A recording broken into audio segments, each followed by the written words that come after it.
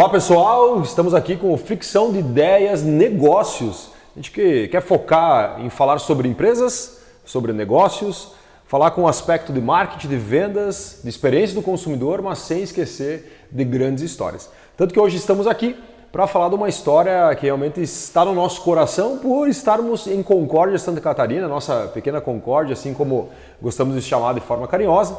E aqui começou um projeto, pelo menos a ideia, a idealização de tudo isso, né, que foi a Transbrasil. Então hoje vamos falar da Transbrasil.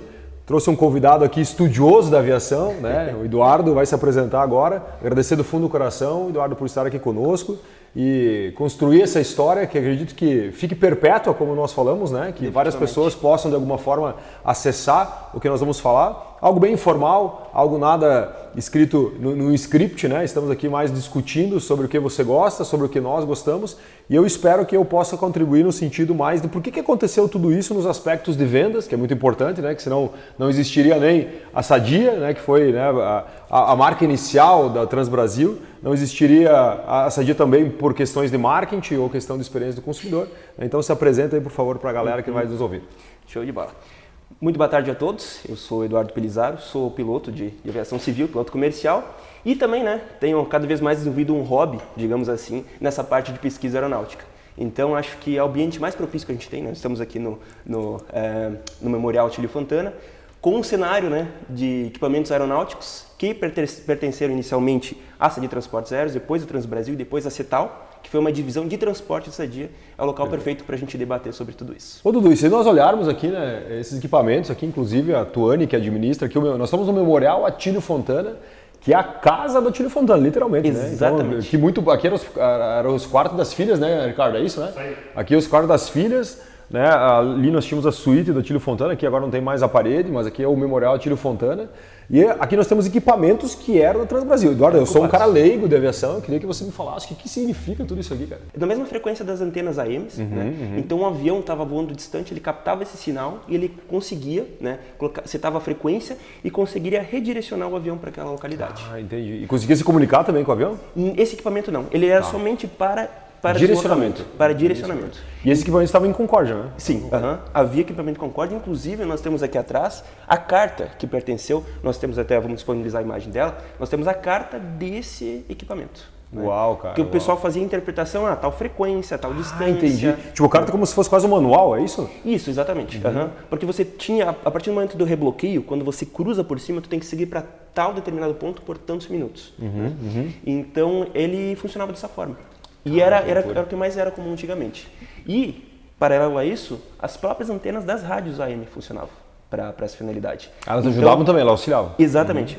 Elas tinham a mesma finalidade. Se você sintonizasse as antenas AM de Concórdia, na época era Rural e Aliança, você poderia se redirecionar que legal, à cidade cara. também. Então o avião, na verdade, ele direcionava a antena, ele sabia a direção mais ou menos onde que ele ia. Isso, exatamente. Tu tinha a certeza que estava indo para o local correto. Entendi, cara. Pô, cara. E isso nós estamos falando em que ano?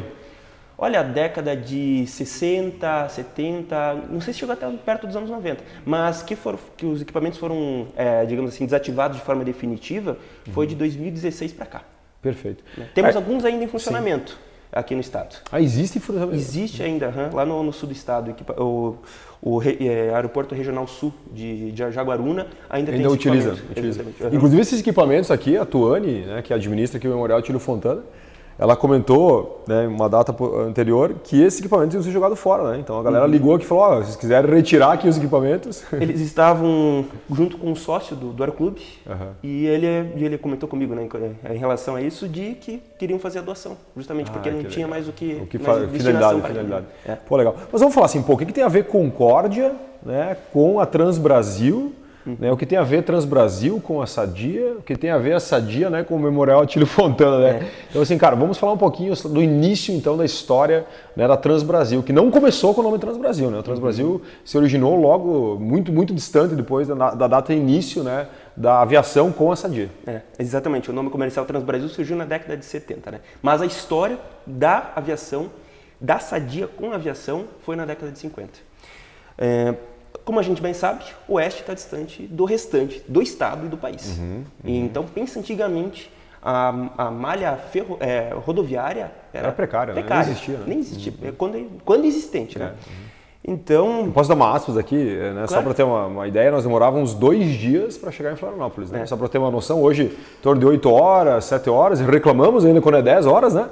Então na época demorava em torno de 2 dias para chegar e não tinha estrada asfaltada naquela época. Né? Exatamente, era um trajeto bem complicado. E não tão antiga, década de 80 também. Sim, ainda era muito precário. Era muito precário. Estradas de chão para se deslocar até o litoral, por exemplo. Então, né, voltando novamente à década de 50. A Sadia queria se expandir, de fato. Havia já digamos, uma certa consolidação no mercado, porém, como é que nós vamos chegar a outros mercados? Como é que nós vamos expandir?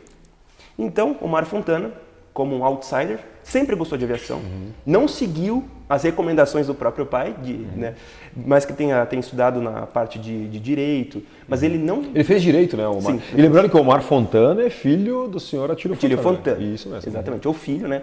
O pai queria que o filho seguisse os passos dele dentro da companhia, porém, ele sempre gostou de aviação. Desde pequeno, viu um avião, se encantou e quis sempre conciliar uma coisa com a outra. Tanto que ele fez os cursos sem o pai saber, vendeu o carro que o pai tinha dado para ele para pagar os cursos. E o pai não sabia, né? Ele não sabia. Desse hobby dele. Ele não sabia. Que loucura. Ele não sabia. Aí depois ele começou a voar numa outra companhia aérea, né? Distanciou completamente dos negócios. Porém, um dia, quando retornou para a Concorde, soube do avião da DC-3 da Panair, que se encontrava, já sabe, pessoal, porque na época, Eduardo, não tinha aeroporto em Concórdia, né? Não era só, o mais próximo era em Joaçaba, né? Joaçaba. Que tinha aquelas redes postais, né? Sim, que o pessoal levava as encomendas, né? Por ar mesmo. E era da Panair. Panair do Brasil. Panair do Brasil. Exatamente. Que também não existe mais. Não, também não existe. Não existe. É uma história bem interessante também essa aí. E aí o que aconteceu? Juntando essa questão de expansão e o amor do Mário Fontana por aviação, chegou pro conselho da Sadia, não só para o pai. Não era nem o pai, né? Porque na época já tinha o conselho da Sadia. Exatamente. E falou assim, né? Nós temos essa possibilidade, alugar essa aeronave nos finais de semana para fazer o deslocamento da carga até São Paulo, enfim, até outras localidades. Porque não existia também câmara frigorífica. Era um negócio que estava começando na época. Então, mesmo se existisse a malha rodoviária, o transporte, a carne ia se deteriorar. Se não me engano, para chegar em São Paulo com carga seca demorava 3 dias. E como não existia câmara frigorífica, então era impossível levar uma carga natura, por exemplo. Né? Isso, exatamente. Era um gargalo enorme. Era um gargalo enorme. Então, justamente, convenceu, o pai foi o mais, quem se opôs a mais a ideia, porém acabou sendo convencido de que seria uma ideia viável. Então começaram a fazer a locação dessa aeronave, no período que se encontrava em Joaçaba, para levar as carnes até São Paulo. Mas o mais interessante de dar uma aspas, né, que o seu Atílio Fontana nessa época, né, falando de modelo de negócio, né, o seu Atílio Fontana é um empreendedor, né? Empreendedor demais. Né, então é uma pessoa que nós pegarmos a história, inclusive vamos falar sobre a história da Sadia em breve aqui, e o seu Atílio Fontana foi um empreendedor desde, né? Desde quando era criança ainda ele era um empreendedor. E quando chegou o Omar para falar essa grande ideia para o conselho, e obviamente convenceu o pai, né, que era o presidente do conselho, o pai falou assim, não, beleza, tu quer realmente ser efetivo nessa tua ideia aí, ache clientes em São Paulo, porque você não vai atender os meus clientes, né? Então foi na época que o seu Omar, além de fazer a perna, né, alocar o avião da Panair para fazer a perna, ele teve que achar clientes para vender a carga, senão ele não ia conseguir viabilizar essa viagem. Né? Exatamente. E conseguiu conciliar a paixão dele, que era a aviação, com os negócios do pai. Do pai, né? Então foi Só que no início, assim, né? No início o pai dele foi muito resistente, e nos primeiros voos, inclusive, assim, com o pé atrás, né? Totalmente. Eu acho que assim, toda pessoa que constrói, né? Eu acho que é uma coisa que eu gosto muito de falar do modelo de negócio, né? Eu acho que toda pessoa que constrói algo, ela tem medo de perder esse algo.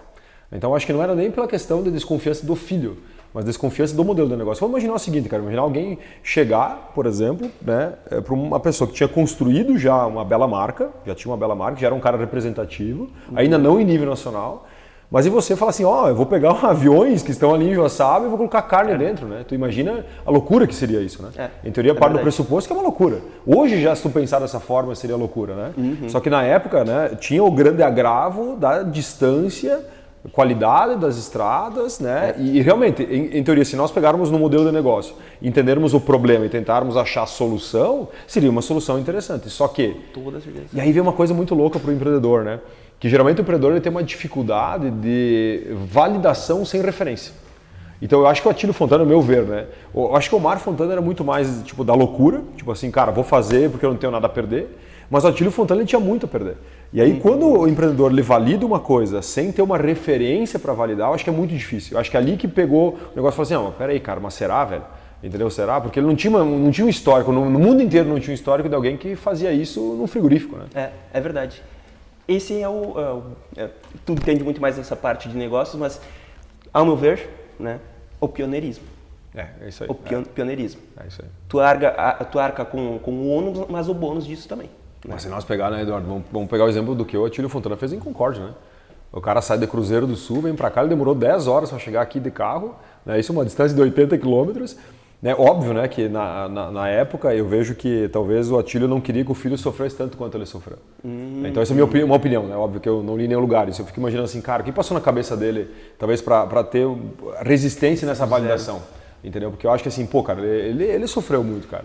Ele teve que dar a cara a tapa, ele teve que abrir mercados que eram inimagináveis, né? Então assim, talvez ele pensou assim, cara, vou meter meu filho, pegar avião, e assim, ó, lembrando que mesmo nós tendo os aviões depois da Segunda Guerra Mundial, que nem você mesmo cita, né, que os aviões eram abundantes depois da Segunda Guerra Mundial. Os DC-3, o primeiro modelo utilizado, ele era excedente de guerra, né? Era um então, DC-3, é isso? DC-3, exatamente. Vamos colocar a imagem aqui, depois a gente vai colocar a imagem aqui para vocês do DC-3, só para vocês entenderem o que era um DC-3. E esses aviões vinham da Segunda Guerra Mundial, exatamente, eram excedentes de guerra. Né? Então, sobraram.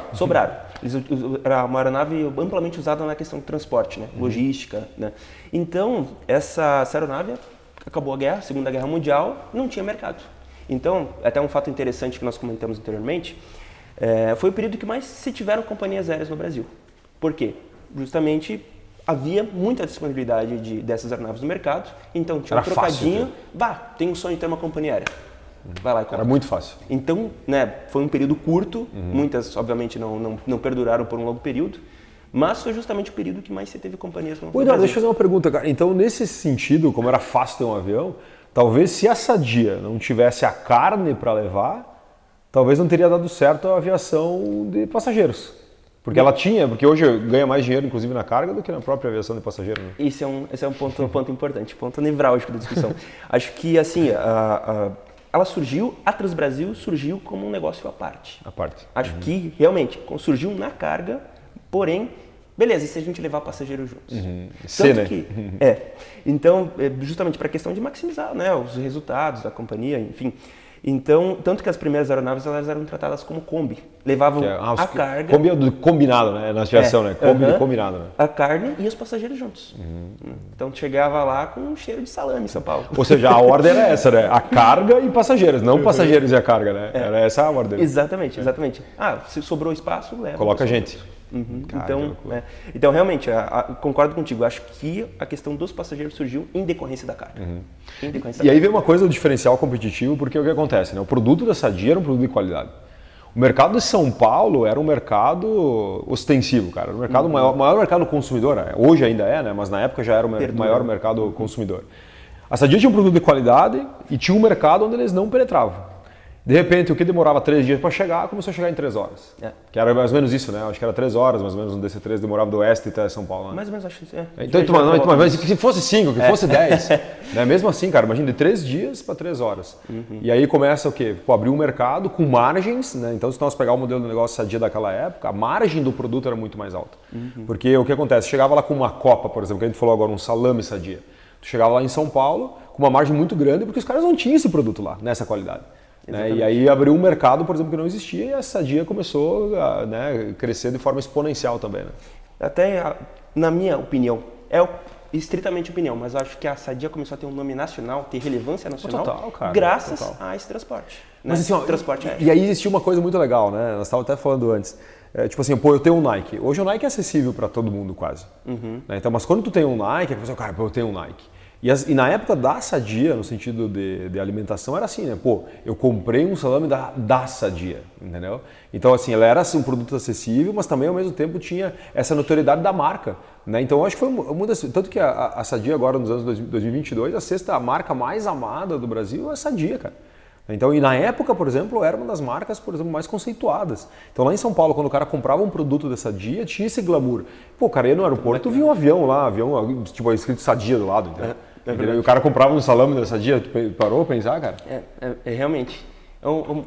União de diferentes áreas, né?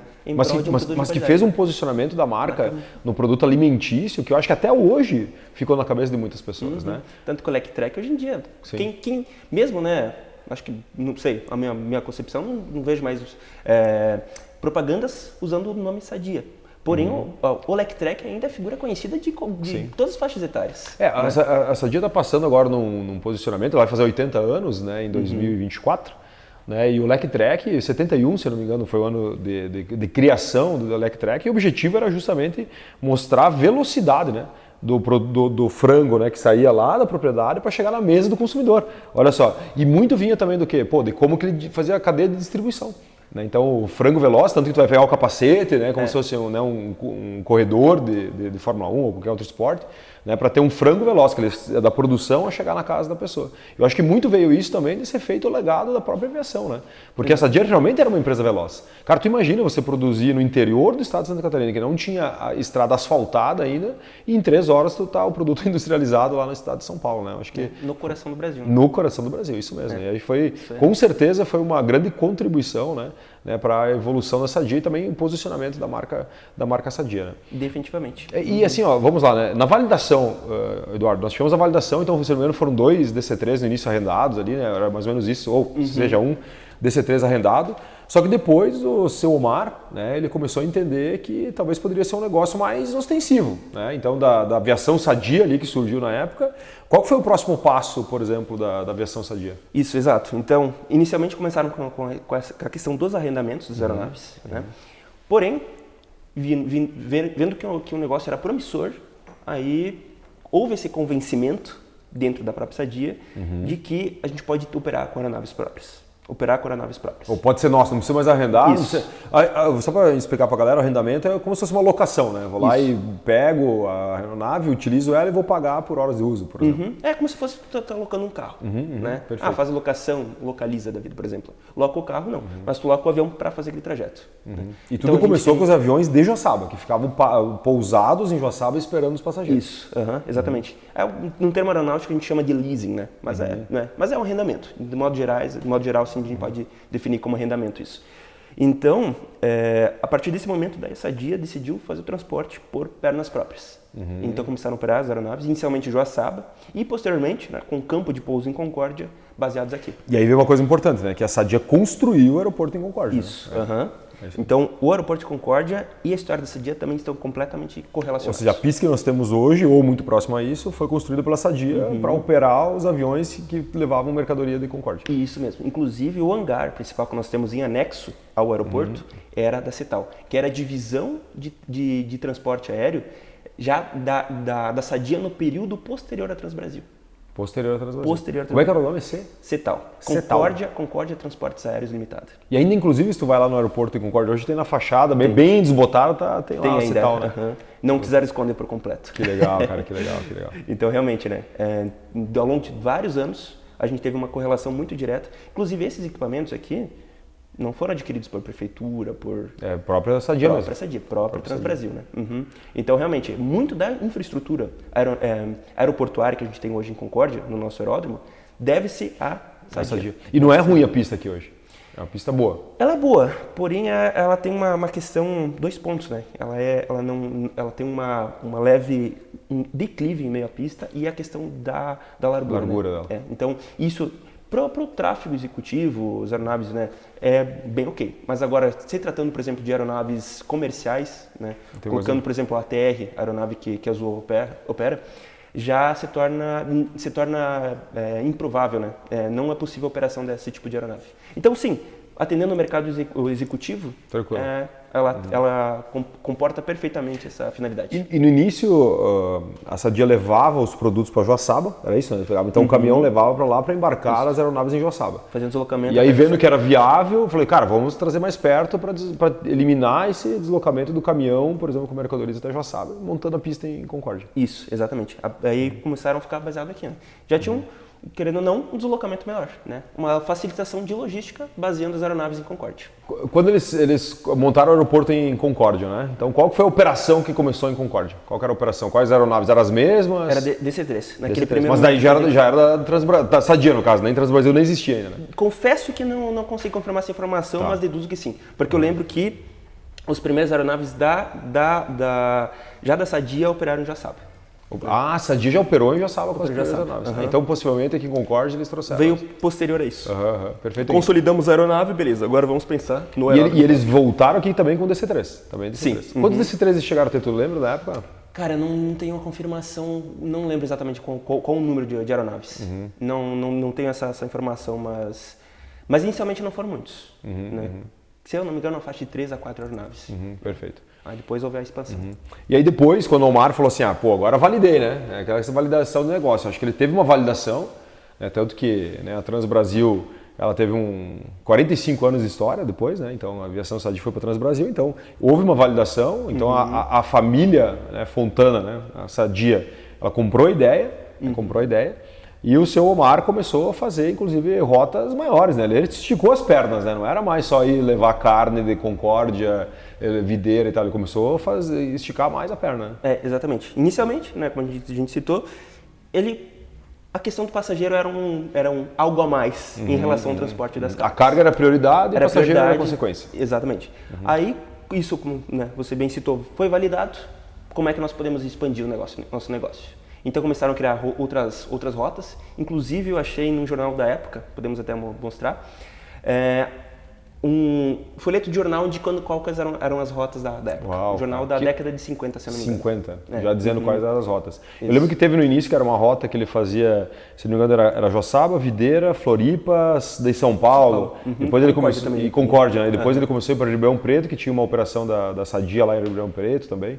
Foi expandido. Cara, inclusive, uma informação que eu levantei recentemente é que não teve a operação da Sadia Transportes Aéreos, ela não se localizava em Concórdia. A partir do momento que ela se consolidou, né, já foi para São Paulo. Já foi para São Paulo. Se centralizou. E posterior foi para Brasília. Para Brasília. Né? Isso aí. Só que aí que tá. Quando ela fez essa mudança, já tratando agora mais na década de 80, 90, não lembro exatamente qual a data, mas quando eles resolveram levar para Brasília, a empresa ficou meio desmobilizada. Porque uma parte da operação se centralizou em São Paulo, outra em Brasília. E assim, ela foi a Brasília por questão do incentivo do governo, né? O governo queria descentralizar o Brasil, fundação da Sadia, de Brasília e tal, e incentivou a companhia para lá, mas perdeu a identidade. Ela não conseguiu operar lá em Brasília realmente. Mas voltando, né, para o início ainda da aviação Sadia, né, nós tivemos inclusive a aviação Sadia fazendo arrendamento de aeronaves para fazer voos internacionais, antes de mudar para a Transbrasil, né? É verdade. Ela realmente, como forma o tempo que a aeronave estava ociosa, poderiam utilizar para outras finalidades. Né? Então, havendo essa possibilidade, inclusive, paralelo a isso, nesses anos iniciais, o nome da Sadia, como nós citamos anteriormente, antes, né, da gravação do podcast, ela não estava vinculada somente à questão de produtos. A questão dos times esportivos da Sadia. Nossa, demais, era muito forte. Consolidados. Né? Vôlei, futebol, futsal, né? E uma forma de fazer o transporte era justamente com as próprias aeronaves. Que loucura. Então, né? pensa, um time lá do interior de Santa Catarina, indo jogar em São Paulo, Rio de Janeiro, indo em grandes centros, chegando de avião. Nós não estamos falando disso dos tempos atuais. Não, estamos comparando com a Leila hoje em dia com o Palmeiras. Hoje na verdade, hoje já não tem, né? Hoje tu vê, tu falou do Palmeiras ali, mas hoje um time ele anda de voo comercial, que a gente chama, né? Os outros comerciais, verdade, né? É verdade. Então, de fato, né? Existe, né, o fretamento de aeronaves, mas a imensa maioria dos times ainda utilizam, né, os voos de carreira. De carreira, né? São os normais, digamos. Os normais. E se nós pegarmos essa foto aqui, né, essa foto aqui ela representa uma coisa da aviação, né? E é também uma coisa do Tílio Fontana e da Sadia. O que representa? E do esporte também. Comenta essa foto aqui. Então, essa foto aqui é, acho que para mim, uma das mais icônicas que a gente já teve aqui em Concórdia. É o momento que o Tílio Fontana pousava em Concórdia junto com o Pelé. Inclusive, essa foto é tão icônica que levou, né, inspirou a estátua que se encontra em frente ao memorial. Então, neste voo aqui, trouxeram Pelé a Concórdia para fazer o deslocamento até Erechim, onde seria feita a inauguração do estádio Colosso da Lagoa. Então, ou realmente, seja, o Pelé pousou em o Concórdia. Pelé pousou em Concórdia com uma aeronave da Sadia. Inclusive vamos colocar agora uma imagem, que é uma fotografia do Pelé, né, logo depois dessa fotografia. Inclusive nós conseguimos, né, uma fotografia dele autografada pelo Pelé quando ele pousou em Concórdia. Né? Interessante.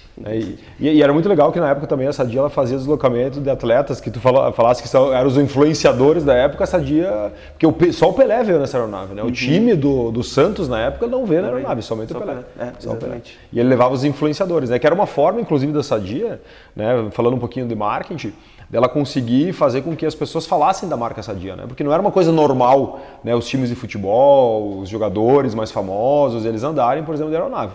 Então a Sadia hoje ela fazia o que? Ela disponibilizava as aeronaves gratuitamente para que os times colocassem suas grandes estrelas e os influenciadores então vestiam a marca da Sadia através da aviação. Né? Uma baita sacada de marketing. É por isso que eu digo assim, cara, eu vejo que o seu Atílio, a família Fontana, né? O próprio Omar ali, eles eram muito visionários também, né?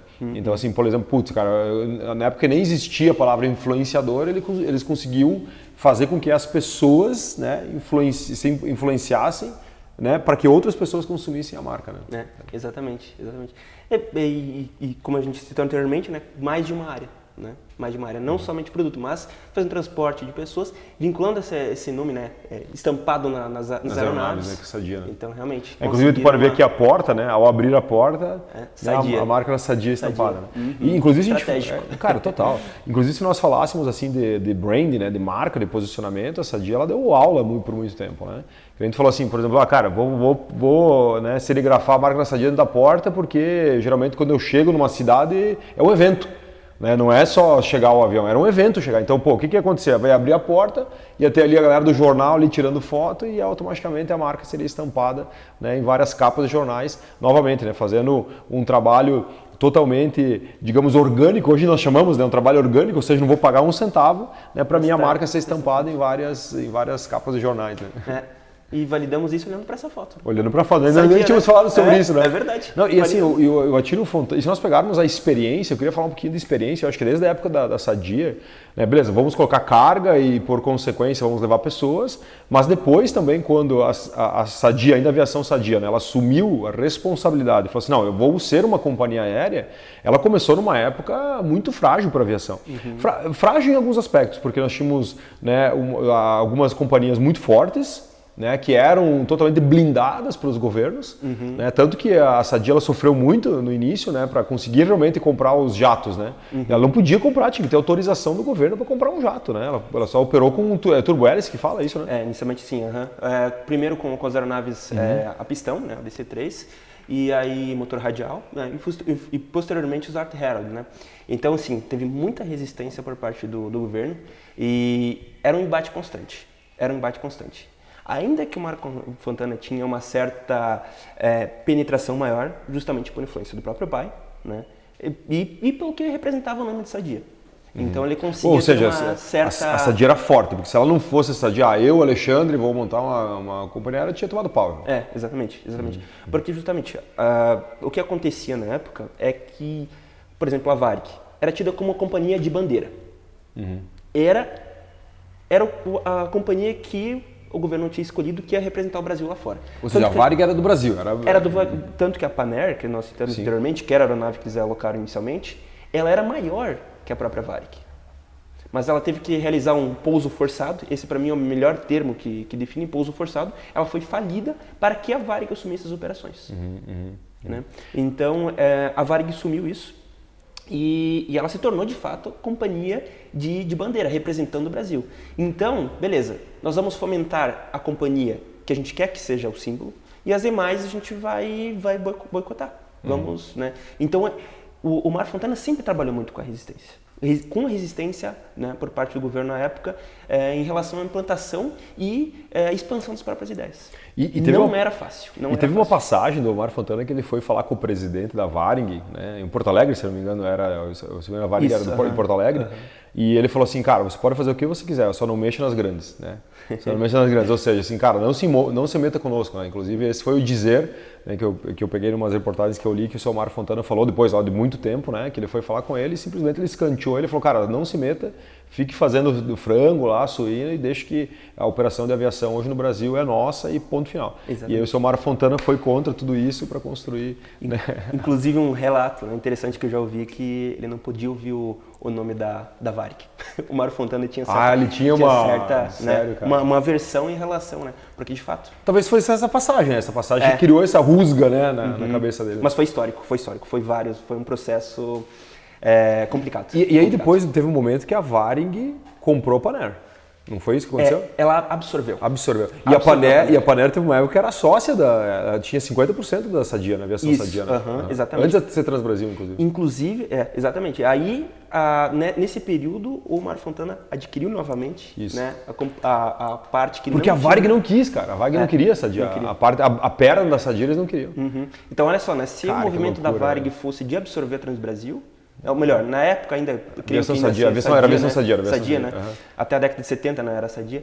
Então, se tivesse sido um movimento oposto, a gente não teria nem sequer ouvido falar o nome da Transbrasil. Sim. Né? Inclusive, assim, o seu Mário Fontana, no meio do caminho, ele sofreu muito, né, Eduardo? Porque, sim, inclusive, teve uma época que, se não me engano, o ano era 87, quando o governo interviu e assumiu, né, a Transbrasil, né, e quase faliu ela, né, quase quebrou ela. Né? Isso, eles fizeram um enxugamento da companhia. Isso. Inclusive venderam aeronaves, né? Com o intuito assim, opa, essa companhia está mal das pernas. Não sei, né, realmente como eram os números da Transbrasil à época, já a Transbrasil, obviamente. Porém, o que o governo disse, essa companhia está mal, a gente precisa intervir para que a gente dê saúde financeira a ela. Só que o que aconteceu foi um movimento oposto. Ela não teve uma reestruturação, ela passou por um processo de enxugamento. Redução de aeronaves, redução de voos, redução de malha. E aí veio uma coisa interessante, que eles esqueceram a experiência do consumidor. Né? Eles começaram a pararam de olhar o posicionamento da companhia. Né? Ali que teve muita pressão, inclusive, dos próprios colaboradores, inclusive me confirmou isso, pelo retorno do Mário Fontana. Pelo retorno. E ele retornou, um ano depois ele retornou. Ele retornou, exatamente. Porque a empresa deixou de ser o que era. E uma empresa, companhia aérea antigamente, ela tinha sua própria identidade. Ela tinha uma experiência muito específica. Né? A gente sabe como é que é o padrão de tal companhia. Posicionamento. Isso. Então, ela começou a perder isso e foi ali que, inclusive, os próprios colaboradores pleitavam pelo retorno do Mário Fontana. Que loucura, né? E é muito interessante nós entendermos, né, que a aviação Sadia, ela foi, chegou o momento que o seu Mário tomou a decisão de mudar o nome. Né? Então, nós estamos falando, inclusive, agora no momento da Transbrasil já, mas a aviação Sadia, que por muito tempo, né, teve várias aeronaves, já fazia rotas nacionais, arrendava voos para fazer rotas internacionais, e de repente o seu Mário Fontana falou assim, não, cara, agora nós vamos mudar de nome porque eu acredito muito que a companhia, né, a aviação Sadia, já tem poder suficiente para desmembrar a marca Sadia. Minha opinião como estrategista, né, é que foi um erro para a marca Sadia, né, na minha opinião. Eu acho que muito legal, acho que criou-se uma marca com poder, né, porque daí teve mais uma marca registrada, tu tinha Sadia, com operação lá frigorífica e tal, e tu tinha Transbrasil com uma operação, né, de aviação. Mas eu acredito, na minha opinião, como estrategista hoje, se eu tivesse lá na época e tivesse o poder da caneta, eu jamais faria isso. Por quê? Porque eu acredito que a aviação Sadia, ela estilingava um pouco, comparado com as concorrências, o posicionamento da marca, entendeu? Eu acho que quando veio a Transbrasil, acabou eliminando, as pessoas já não cruzavam mais a marca Transbrasil. Desvencilhou uma história totalmente. Então, a Sadia virou um frigorífico como outro e a Transbrasil seguiu sua carreira. Eu entendi que eu acho que é a lógica, eu acho que o Comar mais muito como assim, falar assim, putz, cara, eu sou o criador de tudo isso, eu quero ter uma marca minha, como talvez o pai dele teve a marca lá, Sociedade Anônima Concorde, que virou Sadia, né? Mas eu acredito que como posicionamento de marca, né, a empresa perdeu muito. Eu concordo contigo. Inclusive, a ideia do Mário Fontana é a de integração nacional. Integração, por que da Transbrasil? Né? De transportar de um canto ao outro. Né? Por isso o Transbrasil. Isso um colaborador da Transbrasil. Ele queria conectar o Brasil, né? Conectar o Brasil. Para mim, acho que se fosse definir, né? Isso é uma leitura minha da situação, mas eu diria capilaridade. Ele queria ter capilaridade em relação a pequenos centros, justamente conseguir criar uma malha aérea enorme no Brasil, que juntasse das pequenas e médias cidades aos grandes, fazendo hubs. Inclusive ele tinha ideia de ter um hub em Brasília, né? Então, o nome Transbrasil, ele está muito atrelado a isso. Né? A não se vincular a uma outra empresa, mas uma empresa que una o Brasil todo. Por isso o Trans e o Brasil na mesma frase. Né? Então, inclusive, até um fato interessante, que é aquelas pinturas do 727, que eram extremamente coloridas, né? Teve uma certa inspiração na Braniff dos Estados Unidos. Que era muito colorida. Que era muito colorida. E, inclusive, um colaborador ele comentou comigo que ele questionou o Mário Fontana em relação a isso. Tá, mas, né, era uma ideia muito revolucionária. Por que dar fora muito fora da curva. Porque, na verdade, o normal dos aviões, aí, que nem hoje, por exemplo, é aviões brancos, né? É o white, que eles chamam, né, o padrão de coloração mais claras. E ele foi completamente fora da curva naquela época. Até hoje seria, né? E assim, a ideia dele era representar os diferentes pôr do sóis do Brasil. Por isso que é das cores, né? Exatamente. Então é justamente a ideia de você representar cada canto do Brasil. Inclusive as aeronaves não eram, depois no final era só as caudas pintadas com arco-íris, né? Mas no início as aeronaves eram pintadas cada uma de uma cor, né? Cada uma tinha uma cor diferente. Né? Ela tinha, inclusive, é interessante que ela tinha, quando usava o nome Sadia, ela tinha um sol. Isso. Depois, quando começou a usar os 727, ela tinha Trans e o Brasil e um sol no meio. Que ficou na marca, mesmo não estando mais na marca no final, as pessoas lembravam, né? Isso, se tornou um símbolo dela.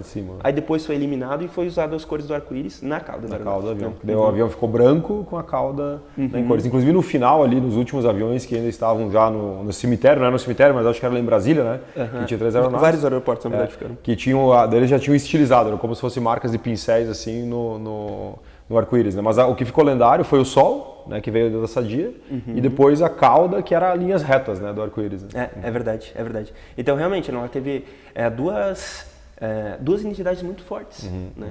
E, realmente, a questão de aeronaves coloridas, várias cores, né? Era muito fora da curva. E aí veio uma coisa muito interessante, que eu acho que até a própria Sadia, eu acho que o Mário herdou isso um pouco do Attilio, né? Porque o Attilio era um cara que ele olhava para lugares aonde poucos concorrentes olhavam. E ele investia. Né? E quando a gente fala de marca, por exemplo, hoje uma coisa que acontece em muitos lugares é que muitas empresas elas não conseguem entender que o investimento na marca é necessário para uma valorização no longo prazo. Então o que o seu Attilio Fontana ele tinha na cabeça? Né? Ele falou assim, cara, se eu investir hoje, por exemplo, eu vou colher no longo prazo, não vou colher no curto prazo. Por isso do Leque Track. O Leque Track não era uma coisa que ia dar resultado no curto prazo, mas no longo prazo, como por exemplo, nós estamos aqui, agora, por exemplo, nos 2023, 2024, tu observa que o Leque Track ainda ele é a marca da Sadia, né? Então, inclusive, né, como você citou anteriormente, as novas gerações você conhece o Leque Track.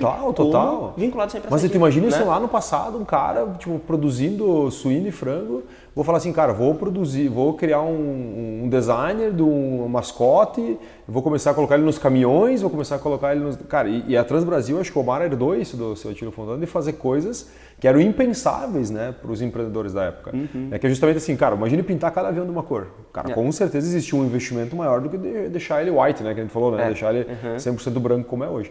Até tem a questão lá de incidência solar, tem um monte de coisas, né, que acabam... Influenciam, né? Tem uma questão realmente estratégica, né, das aeronaves serem em tons mais neutros, né? Justamente por conta do aquecimento da superfície. Né? E aí aí eu vejo lá, os aviões Transbrasil devem colocar algumas imagens de alguns, tinha verde, tinha amarelo, né? Não lembro se tinha vermelho, mas tinha várias cores, por exemplo, que eram gritantes, né? Cada 727, isso na época do 727, né? Que era a geração, acho que a geração mais icônica, né? A época mais icônica da Transbrasil, que era justamente, jatos, cara... Né? Primeiro começaram com outro modelo de jato, depois para o 727, que foi... Inclusive nos modelos de jato, eu quero trazer uma pegada de marketing aqui, que foi o marketing que eu acho mais disruptivo assim, na Transbrasil, foi quando eles fizeram a campanha do jatão, né? Então eles deram um apelido, que era o primeiro jato que eles compraram, né? O Back 111. Isso, que era o jatão, que era o jato mais veloz do Brasil, né? Se não me engano. Não consigo te confirmar essa informação, mas creio que sim, porque era realmente... Por isso que eles apelidaram, a campanha era o quê? Voe com o jatão, né? Então eles deram o nome da aeronave, então as pessoas, cara, o cliente chamava de jatão, cara. Então eles conseguiram pegar, por exemplo, uma questão técnica, que era um avião a jato, e transformar num linguajar popular, para as pessoas falar, não, cara, a Transbrasil tem jatão. Exatamente. Isso é uma coisa que a gente não vê mais hoje na aviação. Não vê. Né? Antigamente, o próprio cliente da companhia aérea, ele sempre Opa, eu quero viajar na aeronave mais moderna, melhor, mais moderna. Mais rápida. Exatamente, o que há de mais, o suprassumo da tecnologia. Existia uma certa concorrência, uma concorrência muito clara das companhias nesse sentido.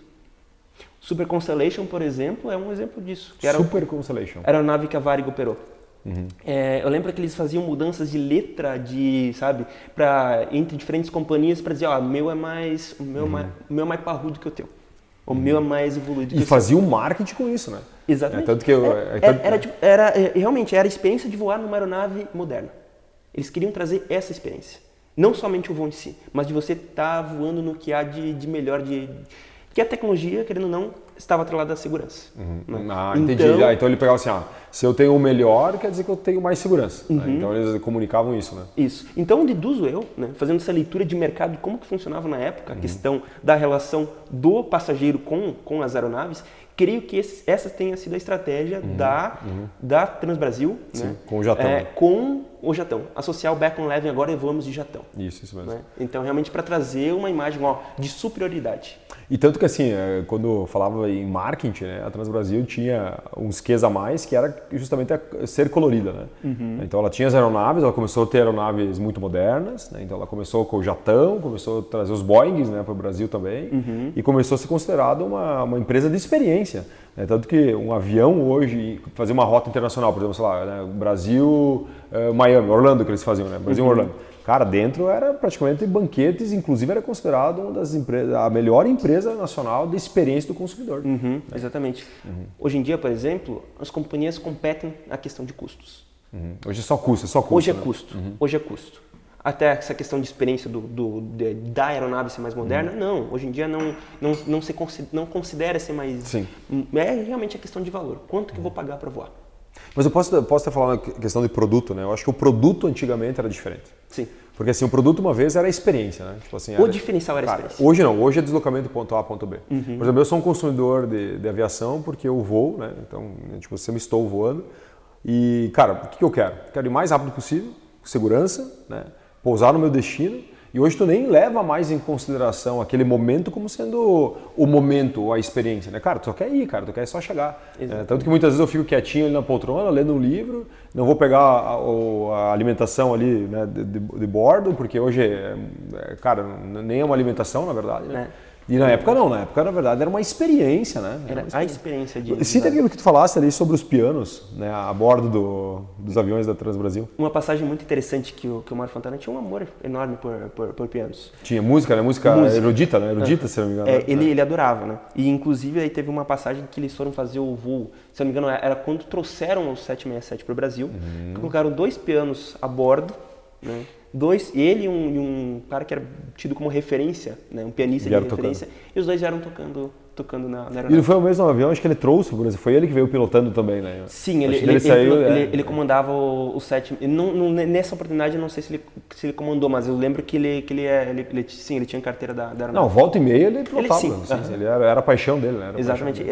Juntava, né, a parte operacional junto com a parte executiva da companhia. Então, tu imagina, galera, então, assim, o cara colocar dentro do avião piano, né, para tocar. Né, dois pianos, não era um só, né? Não contente com um, colocou 2, para justamente, e assim, cara, a experiência na aviação, até, eu acho que futuramente falaremos, né, de outras companhias aéreas, e eu acho que a experiência do consumidor era totalmente diferente do que é hoje, né? Realmente eles entendiam como um momento, né, como um acontecimento, né? Um acontecimento. Viajar de avião era um acontecimento para as pessoas. E não era barato, né? Óbvio. Não era barato. Não era barato, era para poucos. É tanto que a gente cita isso como a época de ouro da aviação. Época de ouro. Né?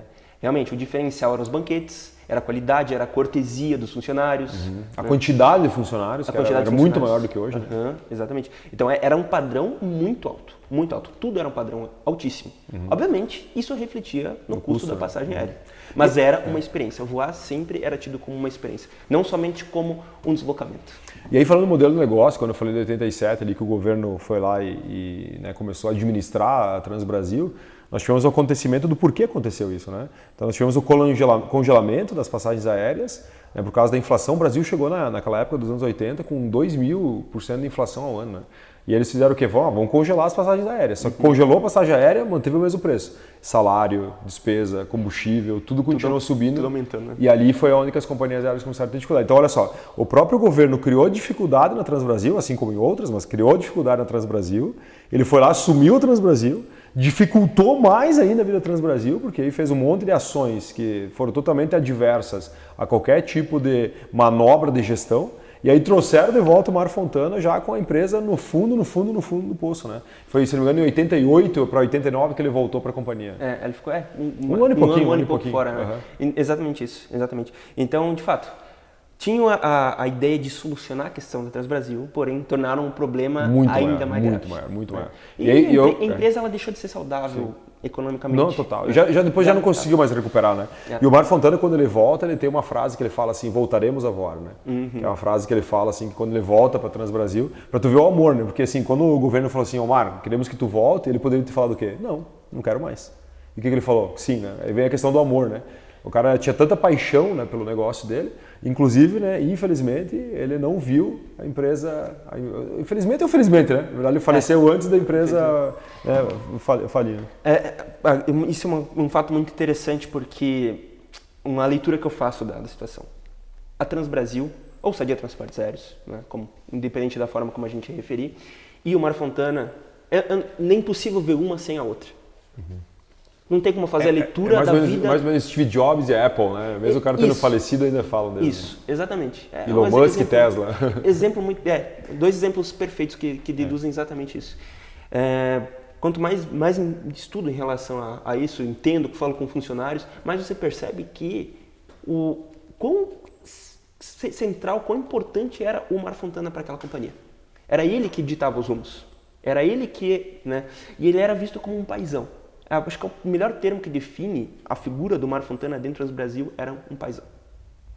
Ele era visto como referência, aclamado pelos funcionários. Então, de fato, né, tornava um ambiente saudável, um ambiente agregador para os funcionários. Então, realmente, havia muito dessa identidade das pessoas vinculadas à Transbrasil e ao Mário Fontana. Eram completamente correlacionados um para quando tiraram ele, tiraram a essência da empresa. Exatamente. Tanto que faleceu o Mário Fontana, né, vítima de câncer de próstata. E foi muito rápido, né? Foi muito rápido. Foi. Acho que ele ficou uma questão de 2 anos que ele se afastou, né? É isso. E aí, em 2001, a companhia, né, encerrou as atividades. Uhum. Foi realmente, havia um vínculo muito forte de um para com o outro. E aí uma coisa muito interessante, né, que eu observo, assim, que a Transbrasil, ela chegou a ter 39 aeronaves, eu acho que foi o pico máximo dela, com 39 aeronaves, muitas delas muito modernas.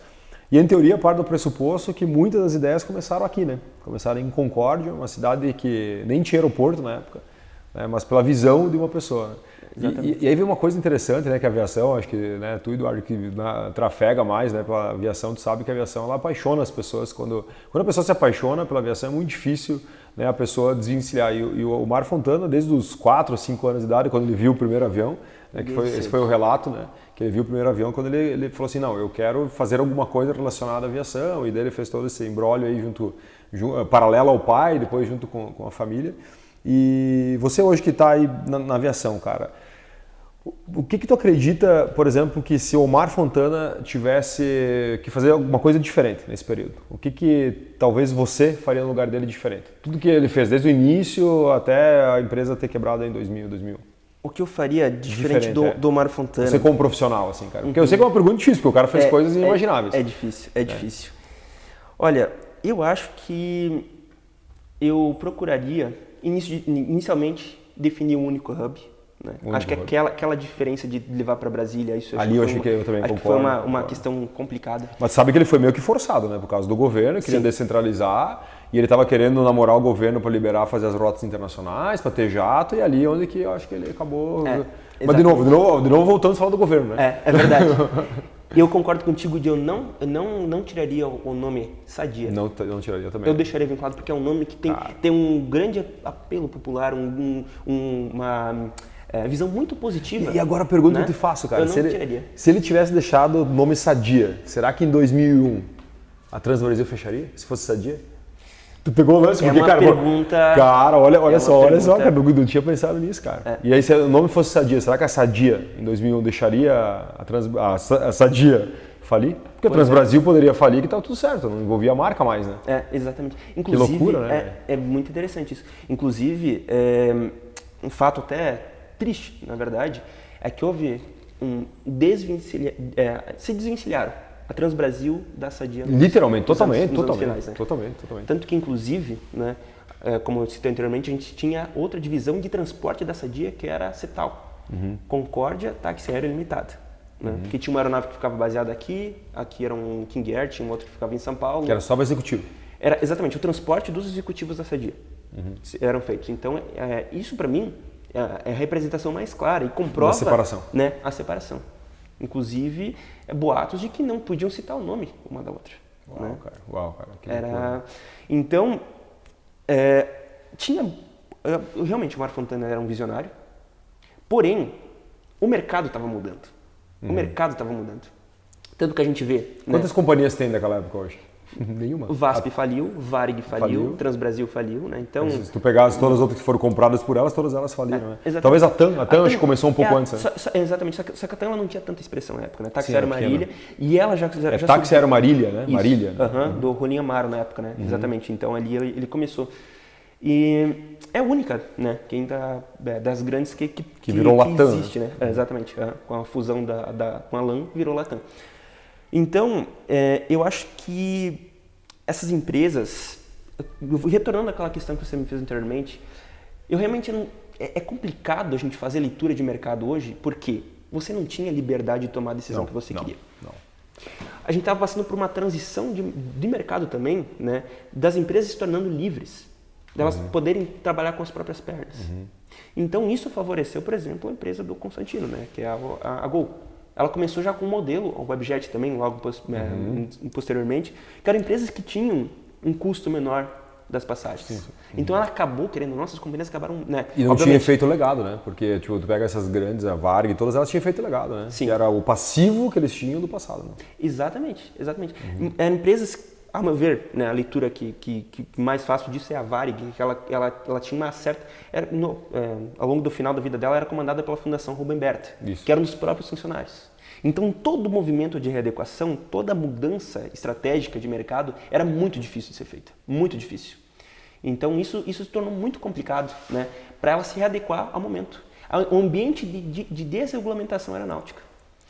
Então, acho que tinha essa questão de se desvencilhar dos militares, mas também, né, as empresas elas não conseguiam ter essa readequação para o momento. A leitura de mercado delas, eu acho que facilitou a entrada de novos. Porque ao mesmo tempo, até eu pensando assim um pouco fora da caixa, é muito difícil você fazer uma mudança de branding gigantesca de uma hora para outra. Modelo de negócio. Modelo de negócio. E outra coisa assim, ó, tanto a Varig, a VASP e a própria Transbrasil, elas eram muito engessadas. Elas eram muito grandes. Tinha muita gente, né, cara? Muita gente por trás. Não, pegar a própria Varig ali, tu vai pegar, cara, tinha muita gente por trás para tomar decisão. Era tudo muito lento. Né? De repente veio uma empresa muito rápida, sem nada do passivo, né? Com um custo operacional muito mais baixo. Enxutas, né? Tanto assim, tu vai pegar todas as grandes, hoje não tem mais nenhuma, né? Nenhuma grande por causa desse motivo. E assim, eu digo de novo, a gente cita o governo, né? O próprio governo, ele prejudicou muito as grandes companhias. Definitivamente. Né? Porque na época ali, quando o governo, por exemplo, as rotas internacionais, ter o jato, cara, tipo, a Transbrasil não conseguia ter um jato, velho. Porque o governo não autorizava os compras. Muita resistência. Tá louco, não autorizava a comprar. Né? Daí a Varig lá com aquela passagem, eu acho que muito da rusga que o Omar Fontana tinha pela Varig, eu acho que era disso também, né? Porque ele sabia que a compra negada de um jato, por exemplo, que poderia mudar totalmente a vida. Inclusive tem outra coisa importante, que quando começou as rotas internacionais, né, e que começou, o governo foi lá e congelou as passagens, aquelas companhias que tinham rotas internacionais, tipo a Varig, ela conseguia cobrar em dólar. Então ela conseguia ter dinheiro em dólar que conseguia, não operava na inflação de 2.000%. E aí tu pegava, por exemplo, a Transbrasil, que não conseguia cobrar em dólar porque não tinha uma rota internacional. É verdade. Entendeu? Fixa, né? E o motivo de não ter rota internacional é justamente, a gente tem que ter uma companhia aérea que signifique o que é o Brasil. Ponto, uma só, que era a Varig. E a escolhida era a Varig. Era a Varig, isso. Então, até inclusive... A Transbrasil, ela operou para destinos que não eram tão rentáveis. mas que ela queria operar fora. Ela queria dizer, ó, nós chegamos até aqui, nós chegamos aqui. Então, isso acabou também desfavorecendo, por mais que ela conseguiu essa expansão internacional, mas acabou não tornando tão viáveis as rotas. Outro erro estratégico que a Transbrasil ela cometeu, que foi a questão do Interbrasil, que foi uma divisão regional. Interbrasil, sim. Como se fosse hoje em dia a Azul Conecta. Azul Conecta, que a Interbrasil fazia os interiores, né? Ela pegaram aeronaves menores, inclusive eles compraram 6 aviões Bandeirantes, que era o primeiro da Embraer, né? Ela tinha o Brasília. Brasília. O Bandeirante ela operou anterior Depois. a essa época, né? Anterior a essa época. Né? Nessa época ela operou o Brasília. E esse Interbrasil ali... Interconecta. Não, Interbrasil. Interbrasil. Que ele fazia o quê? Ele pegava nas cidades menores para trazer para levar para o exterior. Isso. É isso a ideia. Exatamente. Por exemplo, você está em, sei lá, Chapecó, por exemplo. Ou cidade, vamos colocar Concórdia. Você precisa ir para Miami. Beleza, daqui a gente te leva com uma aeronave de transporte regional. Daqui a gente vai, por exemplo, para Florianópolis pega uma outra aeronave, entende? Então ela tinha essa ideia de criar, né, uma rede muito capilar. A ideia era boa. A ideia era boa. Só que a ocupação ela não foi viável. A ocupação das aeronaves chegou a casa dos 40%, então a ideia ela foi... Ou seja, assim, o cara precisava operar uns 60%, 70% da ocupação. A ideia era muito boa, porque eles faziam o que? Eles queriam encher as aeronaves para fazer voos internacionais. E eles entendiam que pegar as pessoas no seu local mais próximo... Não só internacionais, mas domésticos. Domésticos. Que você não precisasse deslocar até, por exemplo... O Azul Conecta hoje. É o mesmo princípio da Azul Conecta, só que eles não foram felizes nessa estratégia. Vejo eu que como modelo de negócio é muito interessante. Havia viabilidade, não sei se... Mas acho que o time é errado, cara. Não sei se justamente com a Brasília, com aquela aeronave, né? Porém, a infraestrutura aeroportuária, se hoje já não é boa no Brasil, na época era muito mais precária. E outra coisa, a questão também do time, né? Porque tu pega assim, o aeroporto não era convidativo tecnicamente falando. Daí, por exemplo, as pessoas não tinham o pensamento, mindset, né? De, pô, vou pegar um avião. Não era essa a visão das pessoas, não tinha pessoa suficiente, cliente suficiente, né? Exatamente. Eu acho que hoje a Azul Conecta já tem uma dificuldade de conseguir, por exemplo, Concórdia. Hoje nós não operamos voo mais em Concórdia, né? Chegou até uma época tentaram uma operação de voo uma vez por semana, uma vez por tempos da NHT. NHT, né? E não conseguiu. Então tu imagina hoje, por exemplo, na época lá em 1900 e lá em Pedrada, né? Exatamente. A ideia de penetração ao interior do Brasil é muito válida, é muito interessante. Só que o fato de ser interessante não significa que seja viável. E mais uma pergunta, o governo teve uma época que obrigou a fazer isso. Sim. As companhias tinham que fazer, eles se chamaram, tinha uma lei, né? Citar, que era um projeto que daí... Que era obrigado, né? Isso.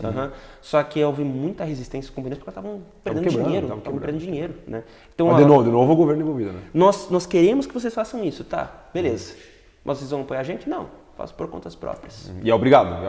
Porque foi inclusive regulamentado isso. Eles tinham que operar em X cidades, uma coisa algo nesse sentido aqui, eles tinham que operar. Eles tinham, exatamente, a ideia em si era fenomenal, mas a aplicação já não foi olha que interessante, né? tão interessante. Quando nós falamos de modelo de negócio, cara, olha o envolvimento do governo, o quanto ele afeta um negócio, né? Por exemplo, hoje nós temos a nossa empresa, se tu tem a tua empresa e tu tem uma carga tributária, e aí tu tem uma viabilidade sobre essa carga tributária, de repente dobra a tua carga tributária e tu já não tem mais viabilidade. E o governo fala assim, tu não pode aumentar preço e tu vai ter que operar com essa carga tributária. E o cara começa a olhar assim, começa a desidratar a caixa, e foi muito o que aconteceu com as companhias aéreas, né? Elas começaram a perder pelo próprio governo, né?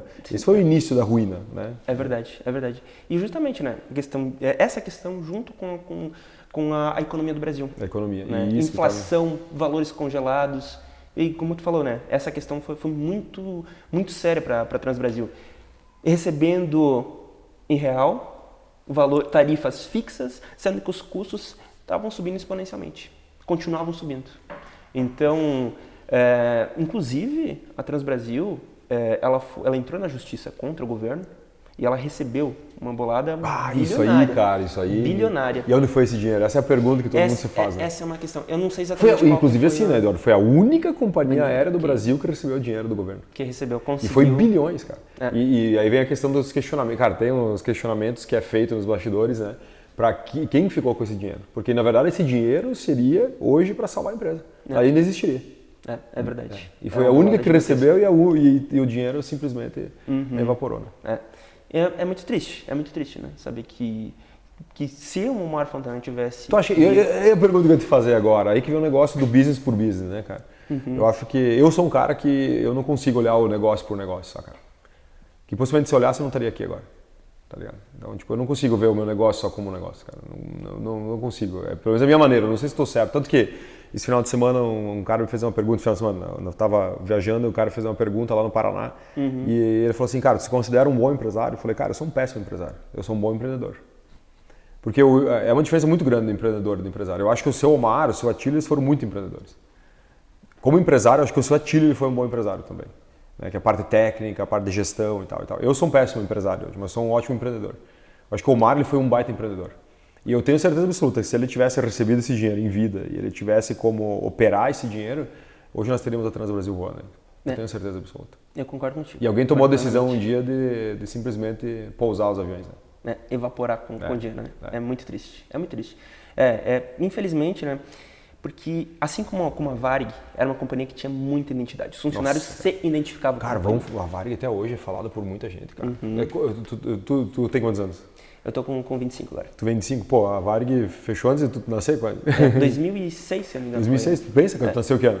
98. 98? Cara, tu tinha 7 anos, né? 8 anos. Pegou o lance, então assim, cara, e ainda hoje e a Varig as pessoas falam com paixão, né? Então, quando tu estuda a história da Varig, assim, cara, é linda a história, né? Muito linda, né? Definitivamente, é uma história muito bonita. Realmente, ela se tornou um símbolo nacional, né? Símbolo nacional. Era o status dela. Era o status nacional. Aí é que tá. Quem estuda aviação, quem vê a história, né? Tá. Mas por que ela se tornou um símbolo? É muito novo, voto pelo governo. Não foi naturalmente. Não foi. Foi forjado. Foi forjado. Isso, querendo ou não, prejudicou muitas outras concorrentes. Né? Digo assim, não na questão de você... que houve boicote, por exemplo, a Transbrasil. É óbvio. Era né? aviação rio-grandense? Aviação rio-grandense, exatamente. Né? Então, houve muito boicote em relação a... Total. Então, sim, né, ela poderia ter se expandido. Talvez os planos, né, do Omar como empreendedor poderiam ter se consolidado como um bom empresário também, se, né, conseguisse. Né? Então, isso é uma coisa que a gente não... a gente fica no campo da imaginação. Sim, né? sim. Se a ideia dele, se tivesse tido a liberdade de executar o que ele realmente gostaria, porque as ideias eram fenomenais. E aí mas agora, a execução, né? Cara. É complicado. E aí vem um negócio muito louco, assim, que é o pensamento do empreendedor, né, cara? Eu acho que, eu imagino assim que, inclusive o seu Atílio Fontana tem umas passagens dele já com 80 e poucos anos, né, onde ele estava triste por alguns acontecimentos com a companhia. Né? Tipo, ele ficou triste, assim, nós vamos falar isso quando a gente for falar da Sadia, né? Ele fica imaginando assim, cara, o cara trabalhou a vida inteira, velho. E aí chegou perto do fim, cara, e o cara tava ainda triste com o negócio. Por isso que eu digo assim, eu acho que todo empreendedor, cara, quando ele é empreendedor mesmo, eu acho que é muito difícil o cara ser feliz, cara. Tipo assim, 100% feliz. Eu acho que ele sempre vai ter as frustrações no meio do caminho. Só que eu acho que o que vai fazer ele olhar para trás e falar assim, cara, valeu a pena, foi o impacto que ele deixa. Né? Então, eu acho que assim, vamos dar um exemplo, nós estamos aqui. Quantos empresários no Brasil que tinham Sadias, né, e tem um memorial como esse? Tu parou pra pensar, né? Quantos caras são falados num podcast hoje? De uma forma assim, uma forma positiva, né? Muitos são falados de forma negativa, né? Ah, o cara errou e tal. Então, assim, quantos daqui pra frente você acha que as pessoas no futuro vão fazer um podcast para falar sobre eles? Realmente. Tu entende? Então, assim, cara, eu vejo que nós precisamos criar mais empreendedores e a minha opinião, cara, que a única forma da gente conseguir, né, inclusive administrar um país como esse, é você ter empreendedores envolvidos. O seu Atílio Fontana, ele se envolveu na política, mesmo não precisando. Né, entende? Então, mas hoje tu já não vê mais empreendedores se envolvendo na política. E realmente. Com certeza tem maior conhecimento dessa parte, mundo dos negócios, a questão empresarial, mas a minha opinião, né, tanto em relação ao Omar Fontana quanto ao Atílio, mas principalmente ao Atílio, pelo que ele representou também no campo, né, no espectro da política, um ser atemporal. Total. Um ser atemporal. Total. Uma habilidade de fazer leitura de mercado, de conseguir... e uma pessoa humilde. O pessoal fala assim que, né, ele era uma pessoa que ele tinha carisma, ele era gente da gente. Ele era gente da gente, né? Então acho que isso querendo ou não, ele conseguia se comunicar, né, desde de empresários, de gente da mais alta cúpula, como também com os colaboradores da própria empresa. E aí vem uma coisa assim, né, cara, que eu vejo dos empreendedores no Brasil, né? Então, inclusive, estava lendo uma citação, né, de um especialista em prêmio Nobel. E ele foi questionado por que o Brasil, né, não tem nenhum prêmio Nobel. E aí, nessa citação dele, ele falou assim, o Brasil não tem nenhum prêmio Nobel porque toda vez que um brasileiro é inscrito no prêmio Nobel, o próprio brasileiro critica ele. Tu entende? E aí quando a gente volta para pegar a nossa criação e tudo mais, eu observo assim que talvez muitos acontecimentos do Brasil, tanto tu pegar hoje grandes companhias aéreas lá de fora, muitas delas estão vivas ainda. Elas sofreram, tomaram pau, mas muitas delas estão vivas ainda. É verdade. Então assim, mas quando tu olha aqui, parece que muitas vezes a gente deixa de olhar o que foi, digamos assim, as pessoas que realmente fazem diferença, né? Aquela pessoa que realmente está impactando e tudo mais, e olha muito mais o quanto ela incomoda pelo impacto que ela gera, porque com certeza seu Atílio, seu Omar, eles incomodaram muito. O próprio Omar Fontana, quando vai lá, pega uma Sadia fazendo uma empresa aérea no meio de todo aquele vucu-vucu de VASP, de Varig principalmente, e com certeza incomodou. Para ter ideia, a Transbrasil chegou a ter 20% do mercado nacional, cara. 20% de share, cara, entendeu? De participação no mercado onde era 100% fechado. Tu imagina o cara ali, ó, batendo e criando, e criando 20% do mercado, velho. É muita coisa, cara, é muita coisa. É verdade. Acho que dá um item interessante para o pessoal da geração mais atual, assim, entender a expressão dela no mercado. Eu compraria como o que foi a Avianca, por exemplo. Avianca, né? Avianca. Não era, digamos assim, não estava vinculada entre os top, as 2 ou 3 maiores. Na verdade, ela até figurou como a terceira maior, mas tinha uma grande penetração no mercado. Era conhecida. Tanto que o voo do Chapecó, na época, que era o primeiro voo regular foi a Avianca, né? É verdade, é verdade. A Avianca operou bastante tempo. Até o fechamento. Até fechou, e fechou, né? Mais uma que fechou, mais uma que abandonou as aeronaves. Né? Mais uma que teve um final bem cara, triste, eu acho que assim, e se tu pegar hoje, né, olhar os relatórios de todas as companhias aéreas, né, nacionais, principalmente depois da pandemia, todas elas estão operando no prejuízo, né? Elas estão se endividando para conseguir manter as operações de pé, né? Sim, e preocupa assim, daí a pergunta que eu me faço é assim, putz, cara, aviação, se nós não tivéssemos hoje aviação no Brasil, como seria o Brasil? Cara, não seria, né? A integração nacional não existiria. Tá louco, cara. A gente depende, né?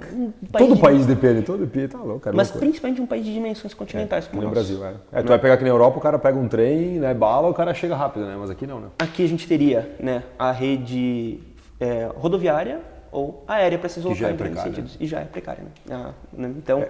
A gente tem essa dependência, né? Então, falando agora do ponto de vista mercadológico da aviação, a gente teria possibilidade de expansão, de consolidação de outras companhias aqui dentro.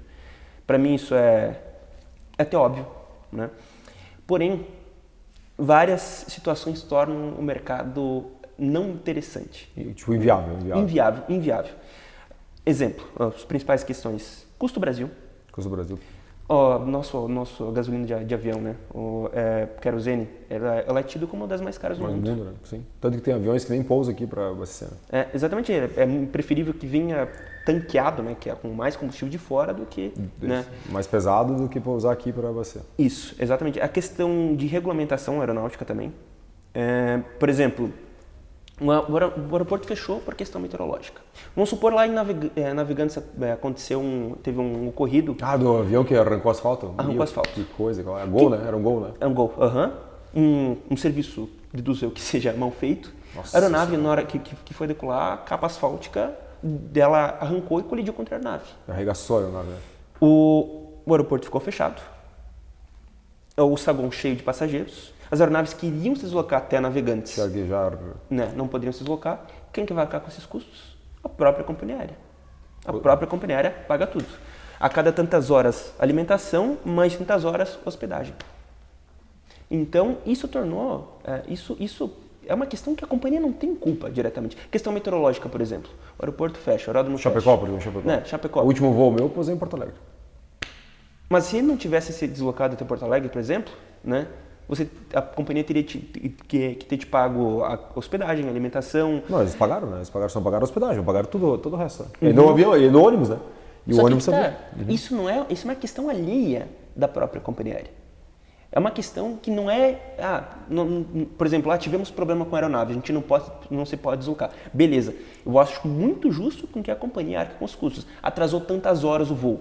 Arque com os custos. Mas agora, na questão, por exemplo, questões alheias à operação, que não é de vontade, não é por ineficiência da própria companhia, arcar com todo esse custo. E começa a ficar inviável a operação. Aí que tá, a gente tem a questão que o CDC, né, com o regulamento internacional, né, da aviação, eles não são compatíveis. Eles não são compatíveis. Só que o CDC tem maior peso, né? O Código de Defesa do Consumidor tem maior peso no Brasil. Então, isso torna complicado. É uma questão que não torna atrativo para as companhias aéreas. E a gente volta a falar do governo. De novo, né? Volta a falar do governo. Exatamente. Por isso que eu digo assim, cara, eu vejo que, e não é só, óbvio, a aviação, né, é o nosso grande discurso de hoje aqui, né, nosso conteúdo, mas tu pegar vários outros, né, setores altamente afetados pelo governo. Agora, por exemplo, nas novas regulamentações, né, dos novos impostos que estão para vir, né, a organização do IVA e tudo mais, cara, tem setores, por exemplo, que vai ficar 100% inviável. É por isso que eu sempre falo assim para todo empreendedor, cara, é muito importante, né, você entender o que te afeta. Né, direto, de forma positiva, sim, que pode, né, ou de forma negativa. Se tu vou pegar o exemplo da própria Transbrasil, desde o seu início, ela foi muito afetada de forma negativa. Né, pouquíssimas coisas, ou talvez nada, foi de forma positiva. Né. Eu acho que sempre teve, né, de alguma forma, influência, né, de forma indireta, uma tributação ou uma lei, ou de forma direta quando o governo vai lá e assume o posto e fala assim, não, deixa que eu vou resolver isso aí. Né? Eu vou agora vender 40 mil metros quadrados de construção, eles venderam da Transbrasil. Se não me engano, foram 11 aeronaves que eles venderam. Né? As principais, inclusive as mais modernas que eles venderam para tentar resolver e pioraram, né? Pioraram mais ainda a situação. Exatamente. Então, eu concordo contigo, é exatamente isso. Acho que é importante que se tenha, né, um governo que facilite, que torne viável, torne atrativo o mercado para isso. Mas agora você intervir diretamente, você ditar regras, eu acho que torna prejudicial não somente para o mercado aeronáutico, para todos os setores. Sim. Um exemplo também muito interessante, por exemplo, as aeronaves da Embraer. Né? Quando elas é feito o processo de homologação, né? Por exemplo, para a Azul, para continuar operando dentro do Brasil, elas têm que se deslocar até o Uruguai para fazer o processo e retornar para fazer o processo de nacionalização. Não é cumprir regulamento, nada, é justamente para dizer, burocracia. A única explicação é burocracia. Me deixa triste, na verdade, em relação, por exemplo, à Latam. Esses dias o Jerome ele comentou, que é o CEO da Latam, ele falou que R$13 de cada passagem, o valor custo, né, se fosse definir como média, R$13 de cada passagem é somente para a questão jurídica, somente para lidar com os 13 reais por passagem para ficar vinculado à questão de processos judiciais. Porque no Brasil se processa muito, justamente por conta daquele... Atrasou o voo por causa do clima? Questão meteorológica, não, a companhia não cumpriu. Tá, mas por que ela não cumpriu? Qual foi a questão técnica? Qual foi a questão técnica? Eu acho que assim, desde a época lá que nós pegarmos a época do Transbrasil, eu acho que as definições hoje, né, de regulamentação não passam por pessoas técnicas. Cara, isso é em tudo, né? Mas na aviação também, o cara não é técnico o suficiente para tomar uma decisão. Então, o que eu vejo, por exemplo, na época ali da Transbrasil, se tu pegar assim, ó, quem tomou as decisões lá atrás, pode observar, não é um cara técnico, o cara não tinha conhecimento da causa, cara. Eu concordo. E aí vem assim, por que ele toma a decisão? Ele toma a decisão olhando para o que vai dar voto para ele. Então ele fala assim, cara, isso aqui vai dar voto. Pô, vou tomar a decisão dessa forma porque as pessoas vão achar que eu fui o cara, né, majestoso ali que resolveu o problema, na verdade criou um problema muito maior. Né? E eu trago isso para uma situação bem recente. Nós tivemos, por exemplo, lá a limitação dos voos no Santos Dumont. Rio de Janeiro, né? Rio de Janeiro. Né? Houve um desinteresse gigantesco por parte das companhias de operar no Galeão. Por quê? Região perigosíssima. Ele é assim... Perigoso no sentido de pousar, assim. Não, é cruzar a linha vermelha. É uma região muito perigosa lá no Rio de Janeiro. E para as aeronaves, que o cara toma um tiro lá. Também tem essa questão. E assim... além de ser retirado, né? Não era um aeroporto tão atrativo na questão de geolocalização, né? Tem outro aeroporto em Rio de Janeiro? Tem o Santos Dumont e o Galeão. O Galeão é tido como internacional, o Santos Dumont como doméstico. O que aconteceu? Cada vez está tendo menos voos no Galeão.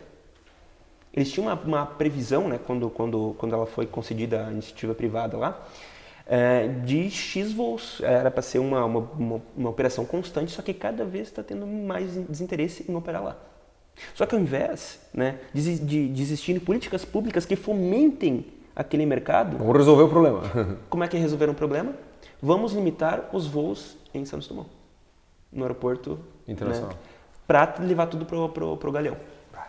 Que é o Santos Dumont, aquele aeroporto paradisíaco ali perto, né? Ele é feito em cima de um aterro, né? Sim. Então, limitando os voos ali, acho que era um raio de 400 km, se eu não me engano, não lembro exatamente qual era a distância, eles vão limitar os voos em Santos Dumont para deslocar toda esses demais fluxos, né, demais fluxos que fossem, né, naturalmente de Santos Dumont para o Galeão. Então, ao invés de novo governo.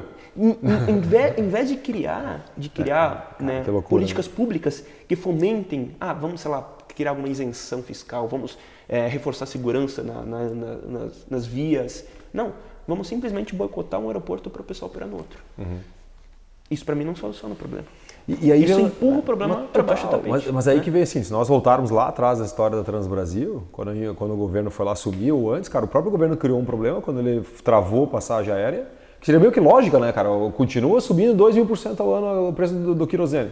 Exatamente. E eu vou travar a passagem. Óbvio que a empresa vai falir, entendeu? Exatamente. É óbvio que ela vai ter problema operacional, entendeu? Não tinha como não ter. Só que, de novo... Todas foram muito afetadas. Todas. Não? E principalmente a Transbrasil, que não tinha voo internacional, né? Não conseguia operar em dólar, né? Realmente. Cara, que loucura. Mas muito bom o nosso papo, cara. Curtiu o papo? Com toda certeza. Curtiu o papo. Excelente. Vamos fazer um próximo da TAM? O que tu acha? Mas fico à disposição, com toda certeza. Viu, Edina? Bom, já anotou? Lidan, Ricardo, Vini, né, a Cássia aí, né? Galera que tá no backstage, né? Márcio também, vamos, né? Será uma honra. O livro, aqui, ó, tem um livro, cara. Fala um pouquinho desse livro aqui, velho. Já que meu caro com o peso desse livro, velho. Caramba, velho, isso aqui não tem como tu ficar lendo assim na cama, né? O cara... Olha aqui, bom, vai lá. Esse livro aqui, ele faz parte do acervo, né, pessoal, do Atílio Fontana, né, que se encontra aqui no Memorial. Um fato interessante, né? Henrique Dumont, ele é parente do Santos Dumont? Pois é. Olha, Henrique, ó, vamos pesquisar depois, galera, o que vocês acham? Aqui, Henrique Dumont Vilares, deve ser parente do Santos Dumont. Pesquisa aí, Vini, pra nós, já vamos meter no...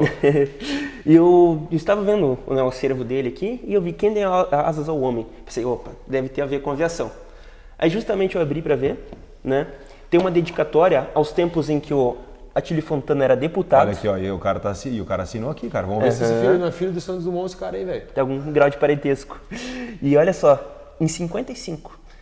Então, a dedução lógica que eu fiz é que possivelmente o Henrique, né, que é o cara que escreveu esse livro, sabia que havia a ideia de surgir uma companhia aérea e tal, e o pessoal, vou entregar esse presentinho aqui, ou minha obra, ao deputado. E na época Atílio Fontana era deputado. Ó. Deputado Atílio Fontana, para realmente... Posso? Enquanto tu vai falando no livro aí, cara. Fica à vontade. Legal, é muito interessante. De fato, ele é do acervo pessoal aqui, né, do memorial, mas é algo que, né, história... comprovação da história. Não, e olha isso aqui, cara, você chegou a ver, né? Ele é um exemplar numerado, só existe 5.000 exemplares impressos, e esse aqui é o 2.506. Só existe 5.000 unidades desse livro. Muito interessante. Que legal, velho. Henrique Dumont Vilares. Cara, muito legal, velho. Muito legal. Realmente. Cara, que demais, cara, que demais. Na verdade, assim, ó, né, o Memorial Atílio Fontana, primeiro agradecer a galera do Memorial Atílio Fontana, né, por ter cedido o espaço aqui para nós, né, cara, agradecer também o Eduardo por ter aceito o desafio. Nosso quem que é? Ele é sobrinho e afiliado do Santos Dumont. Cara, ele é sobrinho, meu Deus, vamos tocar, cara. Olha só. Olha, isso eu não sabia. Relíquia. Cara, Henrique Dumont é sobrinho, afiliado do Santos Dumont. Nossa. Cara, olha isso, cara, que loucura, velho. A história em nossas mãos, né? Não, que loucura. Não, e olha só, deixar claro, né, só tem 5.000 exemplares.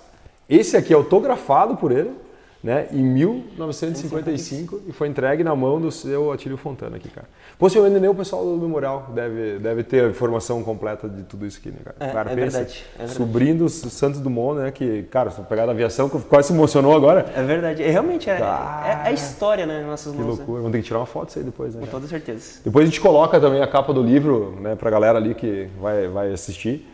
E, cara, que legal, cara. E tem muita história aqui dentro, né? Tanto que eu vou dar o exemplo da fotografia do Pelé, depois a gente vai colocar a fotografia do Pelé para vocês também. Quando eu fui lá no Ser Sadia, a fotografia original, autografada, e o autógrafo não tem mais a tinta, só está em baixo relevo. Então, assim, a tinta se esvaiu, né, e ficou só o baixo relevo da assinatura do Pelé, cara. E é uma coisa incrível, né? Porque possivelmente o que eles fizeram, eles tiraram a foto dele no avião, desceram correndo revelar a foto, subiram lá e pegaram o autógrafo dele e tem só o baixo relevo na assinatura do Pelé. Né? E é muito incrível assim porque, cara, a gente tem muita história, né? Em todas as cidades, na verdade, não só Concórdia, né? Eu falo muito para pequenas cidades, temos projetos, né, de potencializar as pequenas cidades e todas elas têm grandes histórias. E o que eu mais fico triste muitas vezes é que as histórias elas acabam, né, padecendo justamente porque nós talvez, né, a gente não potencializa. Talvez a gente vai para uma Europa, né? A gente vai para uma Europa, vê lá, vai lá na história, tira foto de castelos e a gente muitas vezes não vê no Memorial Tiro Fontana tirar uma foto, né? Eu concordo contigo. Eu acho que realmente esse é um problema grave do Brasil. A gente não tem a cultura de preservar a nossa própria história. Tem. E a gente talvez, e aí vem uma coisa interessante, né, cara? Agora nós estamos muito focados, assim, sabe? Eu acho que esse novo momento do Fricção Ideias Negócio, né? A gente tem o Fricção Ideias que a gente faz hoje todos os dias, que é a economia, né? Que a gente fala um pouco sobre o mercado, todo dia às 5h30 da manhã. E agora o Fricção Ideias Negócio é justamente buscar histórias, né, de empresas que ainda estão, né, ativas ou não, como a Transbrasil, mas falar um pouquinho, por exemplo, lá atrás, assim, quais são os aspectos lá de vendas, de marketing. Inclusive, esqueci um negócio importantíssimo de vendas. A Transbrasil foi a primeira empresa brasileira que fez um sistema digital de venda de passagem.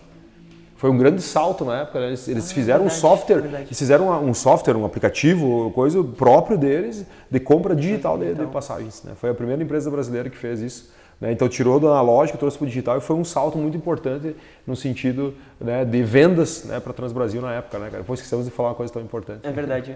Novamente, acho que reforça ainda mais o pioneirismo. Né? Pioneirismo. E assim, cara... Muito se cria uma imagem da Varig como pioneira e de fato teve muita coisa ela foi pioneira, né? Mas assim, a história da Transbrasil, se você for ver, desde o princípio, como ela surgiu, como ela se consolidou, né, como trabalhou paralelo junto à Sadia, né, a parte alimentícia, como depois se desvencilhar. Cara, isso torna fascinante todo o processo, todo o processo. Não foi algo tão natural assim, né? Foi acontecimentos que transformaram em algo natural, mas não foi algo assim, vamos lá porque agora eu tive uma ideia que vou criar uma empresa de aviação. Não. Foram acontecimentos baseados em uma coisa que o empreendedor faz muito hoje, né? Que é curar uma necessidade. Né? Então, eu tenho uma necessidade, eu vou curar essa necessidade através de uma coisa que eu nem sei o que é. Né? Realmente. Show de bola. Pô, poderíamos falar mais, né? Mas vamos falar sobre a TAM então, o próximo? Com toda certeza. Vamos construir. Edina, vamos organizar, Ricardão? Galera, vamos então combinar o próximo. Show de bola. Inclusive, né, nós estaremos de volta em breve. Nossa meta aí é conseguir a cada 15 dias colocar um episódio novo no ar para que vocês consigam ter acesso a algumas marcas, falando um pouquinho de marketing, de vendas, né, de experiência do consumidor, de estratégia, de modelo de negócio, vinculado à história, né, que também não pode se deixar lá para trás. Muito obrigado e até a próxima. Eduardo, quiser fazer as suas palavras finais aí, por favor. Acho que um fato muito interessante, né, é uma frase que eu gosto bastante, é que a gente constrói o futuro estudando a história. Acho que a gente tem que aprender muito com o passado. Seja a questão empreendedora do Atili Fontana, do Omar, né? Acho que muito do que nós somos, o podemos ser, baseia-se muito no que os pioneiros, as pessoas antigamente fizeram. Então, eu como sou piloto, né, comercial, eu desenvolvi uma afeição muito grande, né, para essa parte de pesquisa aeronáutica. E quanto mais eu pesquiso, mais eu vejo quanto há a ser explorado nessa área. Quantas histórias fascinantes a gente tem. Por exemplo, aqui de Concórdia. Nós tivemos uma ocorrência na década de 80. Da FAB? Dois acidentes que são incríveis que tiveram aqui, mas que acabaram quase que esquecidos, né, pela população. Um muito interessante na década de 50, um avião um C-47, que era a versão do DC-3 militar, que ele caiu na região próxima ao santuário. Que era da FAB, né? Era da FAB. Era responsável por levar o vice-presidente da República. Ele não se encontrava no voo, né? Mas era o avião do vice. Era do vice-presidente da República. Caiu na região do santuário, um dia assim, um tempo terrível, era um dia chuvoso, bem tempestivo o tempo, e ele caiu na região próxima ao santuário, né? Foi feito um pouso forçado, nenhum dos tripulantes se feriu, fizeram o conserto da aeronave no próprio local, fizeram uma pista improvisada e decolaram de lá mesmo. Histórias fascinantes, né? Década de 50 que o pessoal de Concórdia. E a história que o santuário foi construído por causa deles é verdade ou não? Aí que tá. Boatos. São fatos boatos. Por que o santuário foi construído naquele ponto? Mas foi ali que caiu o avião? Foi ali. Nós conseguimos os documentos do santuário, desde a criação, contando todo o histórico, nenhuma das páginas cita o acidente como causador, como o precursor da criação do santuário. Porém, são fatos que a gente vê que é um período parecido, né? O ano de construção do santuário foi logo após. Inclusive, a testemunha visual, né, o senhor Diomedes, que nós entrevistamos, que ele muito legal essa foi entrevista. a segunda pessoa a chegar no local do acidente. Assistiram essa entrevista do cara? Assista, é muito legal. Eu recomendo muito. Muito legal. E ele foi a segunda pessoa a chegar no local do acidente e ele fala que sim, que tem um vínculo muito forte. E ele fala, ele afirma. Fala. Nós não conseguimos comprovar isso, né, a partir dos escritos do próprio. Né? Não foi documentado à época, porém dá para se deduzir que sim, que há uma certa correlação entre os fatos. Outro acidente, né? Teve esse da FAB e teve um outro que foi um duplo acidente aéreo. Uma aeronave caiu em Concórdia. Que era do mesmo dia, né? Uma inauguração de rede de lojas da JH Santos. Uma aeronave caiu em Concórdia, outra estava indo para Chapecó, caiu ali em Ceará. Em Ceará, né? Isso aí. As duas aeronaves eram para pousar em Concórdia. Duas aeronaves que não tiveram contato, né? Não se chocaram, não sequer se viram, né? Mas talvez no mesmo dia elas caíram. Mas caíram no mesmo dia. E morreram todo mundo, né? Teve sobreviventes. Teve sobreviventes. Eu creio que, não lembro se é um acidente de Ceará. Mas faleceu da JH Santos, faleceu uns caras que eram nível de diretoria. Os principais faleceram. Tanto que a companhia, né, sucumbiu também futuramente, né, a sequência por conta disso. Inclusive, teve secretário da Indústria e Comércio do Rio Grande do Sul. Inclusive, leva o nome da rua vizinha que eu moro aqui em Concórdia, Hans-Dieter Schmidt, que também foi vítima do acidente. Várias pessoas icônicas. E tu mora na rua do que? A rua vizinha. Que loucura, né? Olha só. Muito bom. Somos vizinhos, então? Olha só. Muito bom. Vivendo e descobrindo. Cidade pequena, né? Mundo pequeno, cidade pequena. Né? Muito bom, cara. Muito bom. Então, realmente, acho que, reiterando, né? Muito importante a gente preservar essa história. Né? Não somente da questão na aviação, que é o que eu tenho mais conhecimento, mais afinco. Mas vamos dar exemplo para esse espaço aqui, né, cara? Todo esse espaço. É uma história viva. É uma história viva. Então, o maior incentivo, né, acho que eu posso dar, seja se você é de Concórdia ou depende do local, é conhecer a própria história. Da tua cidade, do teu município, da tua própria família. Né? Isso é inspirador pra gente. Viver nesse espaço, ver tudo que o Atílio Fontana criou, desenvolveu, do nada, é uma inspiração para todo mundo. Né? E realmente ver como ele se consolidou como uma pessoa de referência para todo mundo, à época. Né? Então, acho que é muito importante a gente preservar esse legado. Nos inspira, né? Nos inspira. Nos inspira. Eu já li duas vezes o livro dele, vou ler a terceira. Inspiracional, totalmente inspiracional. E autobiografia, né? Autobiografia, e inspiracional. Isso é muito interessante. Acho que me inspirou mais o livro do Atílio Fontana do que o livro do Steve Jobs que eu li e agora que eu estou lendo do Elon Musk. Olha muito mais. Acho que é porque é proximidade, né? Acho que tu consegue. Esse caráter regional. Muito mais fácil. Tipo assim, muito mais fácil tangibilizar, né? De vez em quando, cara, sendo bem sincero, eu passo, vou correr de vez em quando, eu passo aqui na frente para dar uma. Olho para dar uma passadinha, olho no estado e falei assim, pô, cara, tem uns pinos para resolver, o que tu faria, né? Cara, é muito legal, muito legal. Então, acho que aprendendo a história dessas pessoas, né, como tu bem citou ali, inspira a gente, né? O que ele faria no meu lugar? Nos inspiraram a fazer esse momento aqui, né, Galo? Exatamente. Show de bola, muito bom. Tantos anos depois, né, Transbrasil, né, desde 2001 ali, que não existe mais, somente nossas memórias, né? Mas ainda assim motivando a gente, né, a debater sobre todas as temáticas. Será que um dia não vamos conseguir trazer um daqueles aviões Transbrasil que está lá em coisa para Concórdia? Não, é muito caro. Tu viu que tem um que o cara queria fazer um restaurante? Sim, e ele tá abandonado, né, cara? Muito triste. O cara começou a fazer, mas não fez, né? Ele tá só abandonado. Pois várias aeronaves o pessoal tinha ideia. Alguns foram, né, vendidos como sucata. Sucata, né? Desmanchou. Mas porém algumas outras pessoas, né, têm a ideia de restaurar essa aeronave. Inclusive, tem um projeto muito interessante que está sendo feito no Rio Grande do Sul com 727, que pertencia à Varig, primeiro para transporte de passageiros, depois para cargueiro, que eles vão restaurar, né, expor ele e fazer um resort aos fundos. Mas eu seria muito parceiro de colocar no parque de exposições, né, cara? Pensa que louco, fazer uma plenária dentro do HJ, né? Vamos só sonhar, né? Vamos só sonhar, a execução é outra coisa, beleza. Tudo, cara, meu irmão, obrigado. Muito obrigado pela parceria, né? Obrigado. À disposição aí. Tamo junto, realmente... cara. Não, vamos fazer o da TAM agora. Vou falar de TAM, porque depois virou Latam, né? Mas vamos falar da TAM. Da TAM não, falamos... da TAM sim, da TAM. Acho que por causa do sentido da experiência do consumidor, da experiência do usuário. E uma figura tão icônica para a aviação brasileira como o Rolim Amaro, né? Tanto quanto o Omar Fontana. O Omar Fontana, perfeito. Duas pessoas assim que são referência, né? Todo mundo que é da aviação inspiram, né? Qualquer outra, justamente pela questão do pioneirismo. Show de bola. Como souberam fazer diferente. Top. Obrigado, tá, irmão? Tamo junto. Eu que agradeço. Valeu, gente. Valeu, galera. Abraço. Até. Falou. Tchau, tchau.